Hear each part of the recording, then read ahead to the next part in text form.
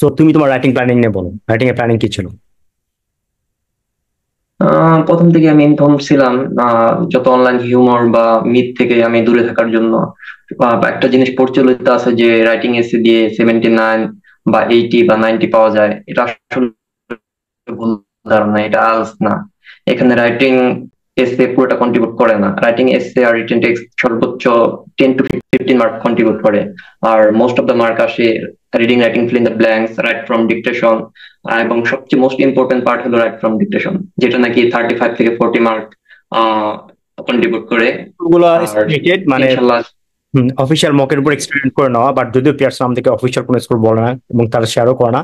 But mostly হচ্ছে এগুলা পিয়ারসনের official mock থেকে এক্সপেরিমেন্ট করে ফাইন্ড আউট করা যে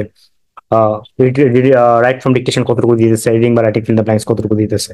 তো আসলে মেইন ধারণা হচ্ছে যে এই দুইটাতে ভালো করতেই হবে, সব কথা শেষ কথা আর কি। হ্যাঁ, হ্যাঁ, হ্যাঁ, মোস্ট অফ দ্য টাইম এই দুইটাতে ভালো করতেই হবে, আদারওয়াইজ যদি ভালো 79, 80 হুম বা 80 আপ করা সম্ভব না, এখন এই দুইটাতে যদি কোয়াইট ইম্পসিবল।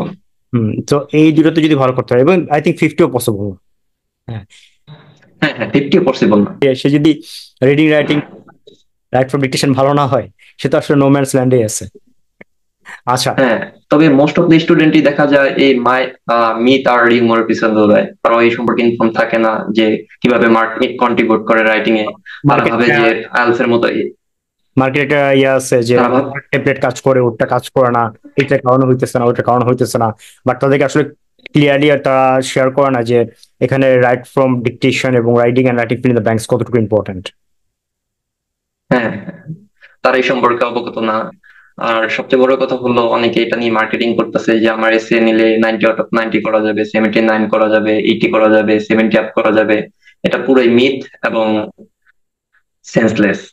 তাই আমি বলবো যারা রাইটিং এ স্কোর করতে পারতেছেন না, সর্বপ্রথম এবং মোস্ট অফ দ্য টাইম তাদের অবশ্যই reading, writing, fill in the blanks এবং রাইট ফ্রম ডিকশনে ভালো করতেই হবে।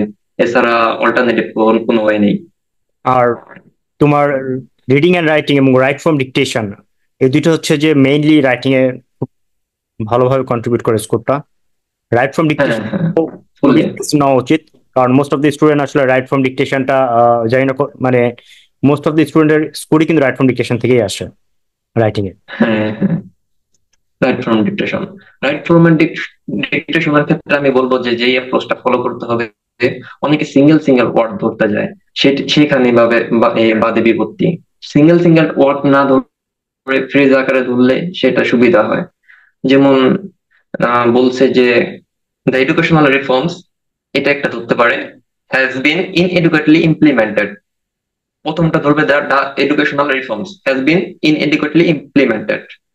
সেটা যদি না করে, সে যদি করে যে দা এডুকেশনাল রিফর্মস, এভাবে যদি সিঙ্গেল ভাবে ধরতে যায়, অলমোস্ট 2, 3 বা 4, সর্বোচ্চ 5টা ওয়ার্ডের বেশি ধরতে পারবে না। সেক্ষেত্রে 15 ওয়ার্ড বা 10 ওয়ার্ড প্লাস যেই রাইট ফ্রম ডাব্লিউএফটি গুলো আছে, ওগুলো তো ধরা কোয়াইট ইম্পসিবল। সেক্ষেত্রে my own suggestion, my own perception যে সেভাবে ফ্রেজ আকারে ধরলে ভালো হয়। আচ্ছা, এটা আসলে এছাড়া 15 ওয়ার্ড, 10 ওয়ার্ড। এটা ভ্যারি করছে আসলে স্টুডেন্টের উপরে। অনেকে আবার দেখা যায় চাঙ্কিং মেথডে অনেক ভয় পায়, চাঙ্ক করে করে ধরা। অনেকে আবার দেখা যাচ্ছে যে শর্ট নোট হ্যাঁ, করে, অনেকে আবার শর্ট নোট করে ধরতে পারে। আবার অনেকে হ্যাঁ, যে আরেকটা যেটা করতে হবে যে খাতায় শর্ট নোট করে নিতে হবে, মানে পুরোটা লেখার দরকার নাই। হুম, যেমন বলছে এডুকেশনাল দিলেন, আপনি একবার শুনছেন, ওটা রিপিটেশন হয়েছে, so এডুকেশনাল পুরোটা দরকার নেই, দিলেন। তুমি বোঝাতে চাচ্ছ যে লেখার সময় স্পেলিং নিয়ে ওয়ারি না হয়, জাস্ট বোঝার মতো করে লেখা রাখবে, তাই তো? হ্যাঁ, বোঝার মতো লেখা। আর স্পেলিং লেখার সময় সমস্যা নাই, ডাবল করে লেখা যাবে, স্পেস দিয়ে ডাবল করে লেখা যাবে, সমস্যা নেই। সেক্ষেত্রে আমার খুবই কনফিউজ থাকে কারণ সাবট্রাক্ট করবে এখানে না, মানে মাইনাস করবে না। যদি হ্যাঁ কনফিউজ থাকে করা যাবে। যেমন বললো হ্যাভ বিন বা হ্যাজ বিন মনে নাই, সেক্ষেত্রে হ্যাভ হ্যাজ দুইটাই লিখলো, সাথে বিন লিখে দিল, হয়ে গেল। রিফর্ম, রিফর্ম বা রিফর্মস কনফিউশন, দুইটাই লিখে দিল, সমস্যা নেই। Don't worry about it. আচ্ছা।